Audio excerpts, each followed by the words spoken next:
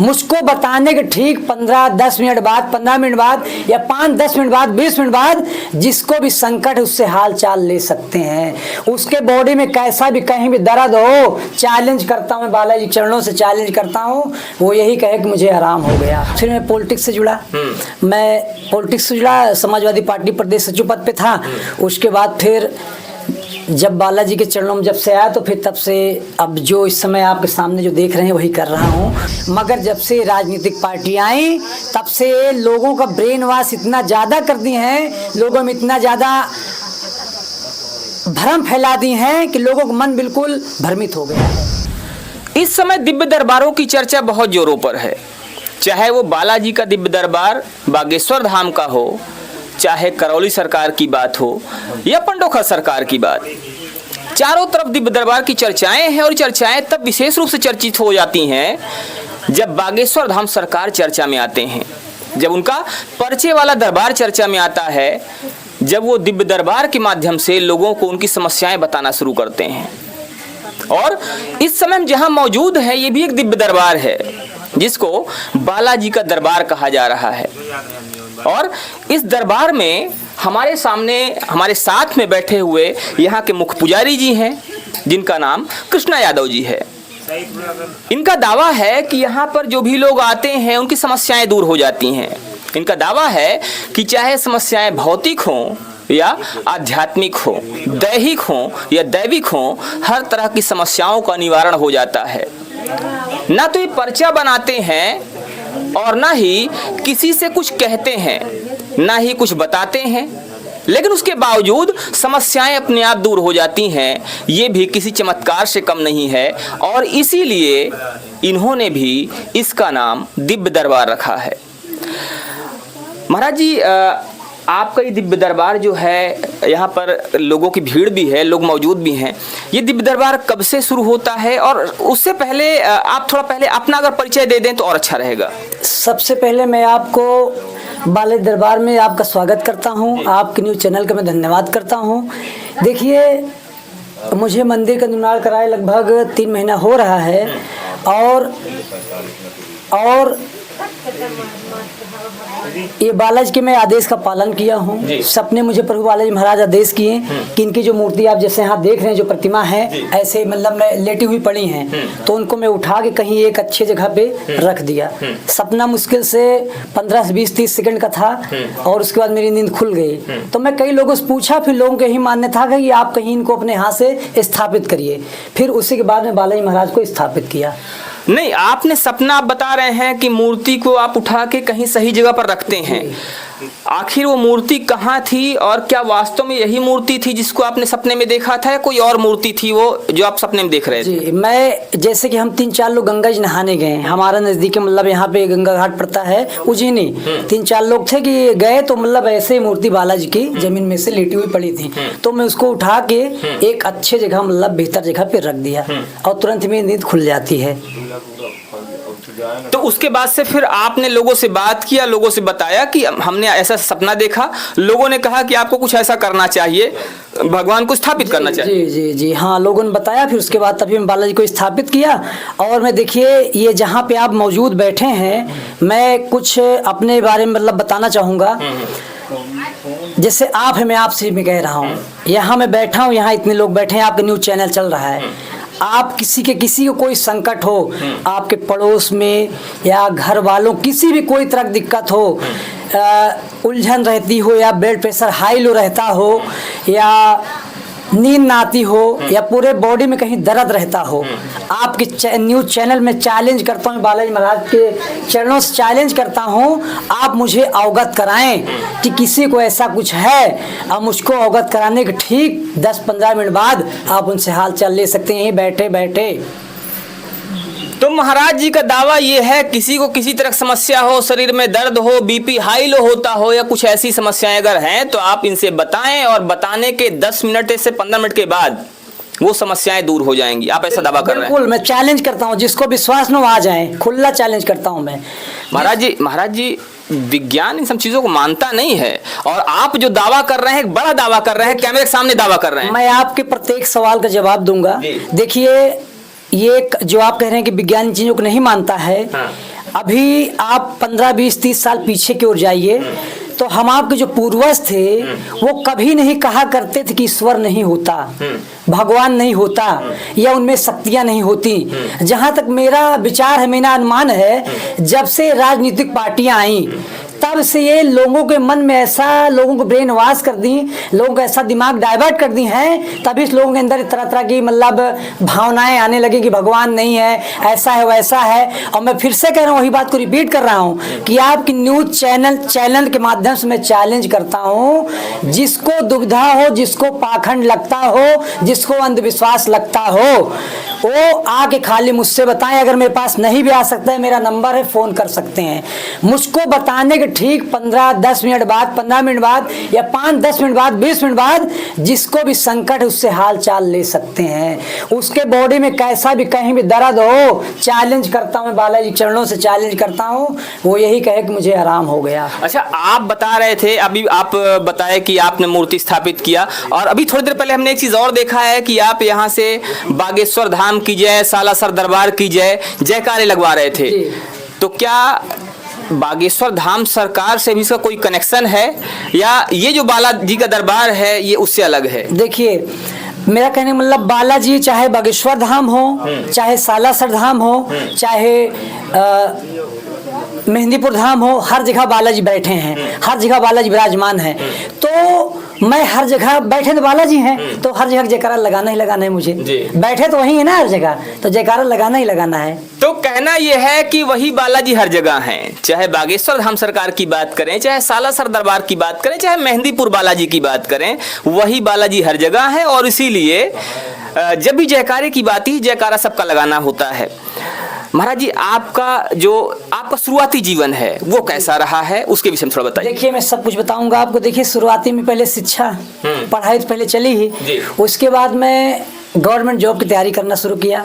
तो मुझे Indian air force, मतलब एक ऑफिसर के साथ में था, मुंबई में था, तो मेरा वहाँ सिलेक्शन संभवतः बिल्कुल निश्चित था। तो मैं वहाँ से चला आया बगैर बताए उनसे। उसके बाद फिर मैं पॉलिटिक्स से जुड़ा, समाजवादी पार्टी प्रदेश सचिव पद पे था। उसके बाद फिर जब बालाजी के चरणों में जब से आया, तो फिर तब से अब जो इस समय आपके सामने जो देख रहे हैं वही कर रहा हूं। और मैं फिर से एक ही बात को बार बार कहना चाहूँगा कि देखिए, आपका न्यूज़ चैनल चल रहा है, जिसको भी दुविधा हो, चैलेंज करता हूं मैं, चैलेंज कि वो दरबार में आए। किसी के माता, भाई, बहन, किसी शरीर में कैसा भी दर्द रहता हो, बीपी हाई लो रहता हो, उलझन, बेचैनी, घबराहट रहती हो, नकारात्मक सपने आते हो, महाराज जी खाली मुझको बताएं। उसके बाद मुझको बताने के बाद जैसा उधर का नतीजा है उस पर विश्वास करें। तो महाराज जी का बार बार दावा यही है कि किसी कोई समस्या हो बताएं, उसके बाद उससे पूछें, वो समस्या दूर हुई मिलेगी। अगर महाराज जी आपने बताया कि आप कहें तो एक उदाहरण से बैठे सामने, उनको बुला सकता हूं। नहीं, वो हम अभी पूछ लेंगे उनसे। अभी आप बता रहे थे कि आपने पहले पढ़ाई किया, फिर आपने तैयारी किया, फिर आपने एयरफोर्स के लिए भी कोशिश किया, और लगभग पूरा होने वाला था उसमें सिलेक्शन, लेकिन अनलकली वो नहीं हो पाया। आपने ये भी बताया कि आपने समाजवादी पार्टी के प्रदेश सचिव के रूप में भी सेवा दिया। समाजवादी पार्टी के कई सारे नेता हैं जो रामायण फाड़ते हैं, समाजवादी पार्टी कई सारे नेता हैं जो एक तरह से कहा जाए कि भगवान को गालियां देते हैं, और उससे उलट आप यहाँ पे दरबार लगा के बैठे हैं, यहाँ पे भीड़ लगी हुई है। कहीं ना कहीं ये विरोधाभास लग रहा है। देखिए, ये विचारधारा खेल है जी। किसका कैसा विचारधारा है वो खुद उसको जाने, ये मेरी विचारधारा है। देखिए, राजनीति बिल्कुल अपने जगह पे है, राजनीति से और ये भक्ति भाव से बिल्कुल मैं अलग समझता हूँ। राजनीति अपने जगह पर है, भक्ति भाव अपनी जगह पे है। तो सबकी अपनी अपनी मानसिकता, जिसकी जैसी मानसिकता, जिसका ऐसा बुद्धि विवेक, जितना जिसका दिमाग, वैसे बोल रहे हैं।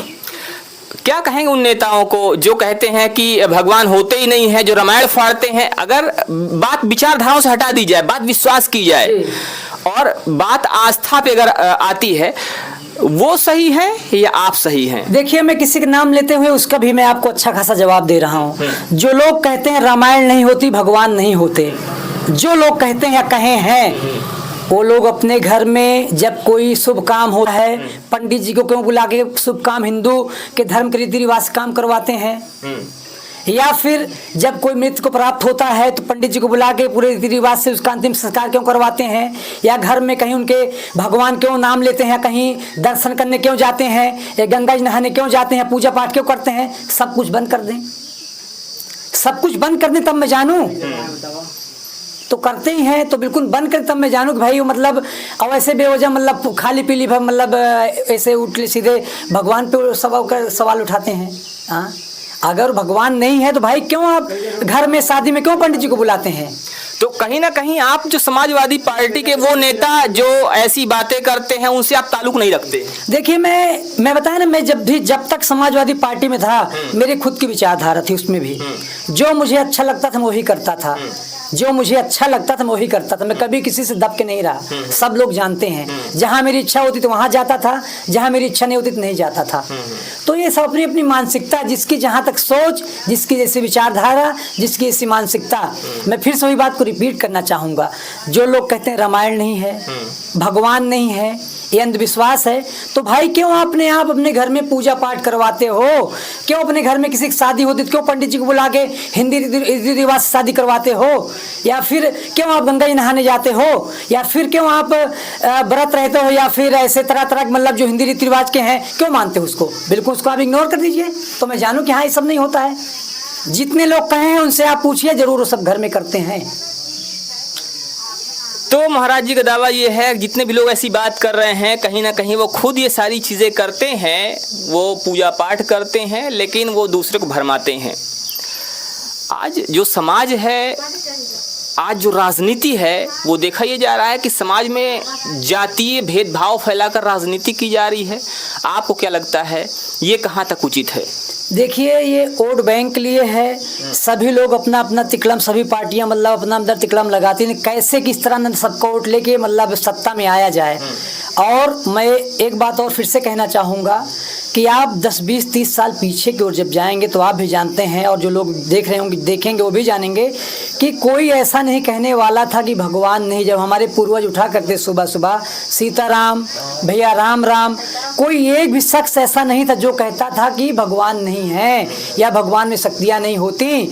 मगर जब से राजनीतिक पार्टियाँ आई तब से लोगों का ब्रेन वॉश इतना ज़्यादा कर दी हैं, लोगों में इतना ज़्यादा भ्रम फैला दी हैं कि लोगों का मन बिल्कुल भ्रमित हो गया है, लोगों का मन बिल्कुल भ्रमित हो गया है। इस समय अखिलेश यादव जी पीडीए की बात कर रहे हैं, पीडीए को लेकर आपका क्या कहना है?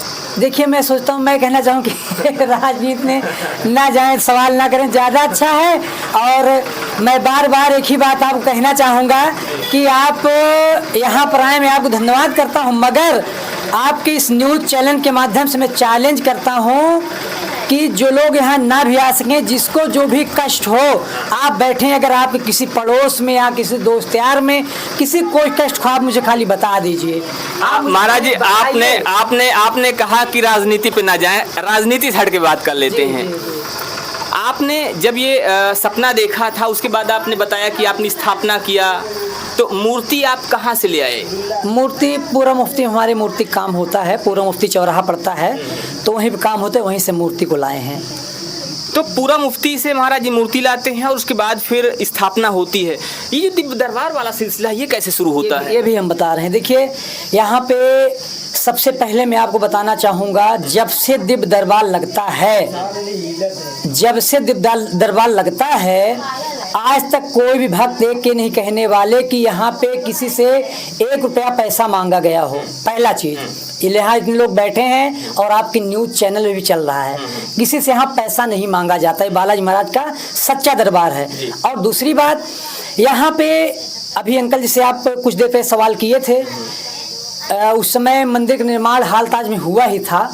और मेरे पास मतलब मंदिर जब निर्माण नहीं हुआ तो उसके पहले ही लोगों का आना शुरू हो गया था, तो लोगों को भला होने लगा था, लोगों का भला होने लगा था।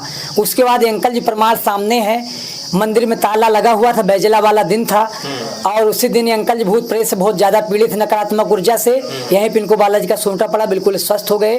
उसी के कुछ ही दिन बाद से फिर बालाजी महाराज का दिव्य दरबार लगना शुरू हो गया। तो इस तरह से ये दरबार शुरू होता है, ये दरबार की शुरुआत होती है। अभी तो खैर यहाँ पर लोगों का सिलसिला शुरू हो गया है। यहाँ पे करीब 40-50 लोग दिखाई पड़ रहे हैं।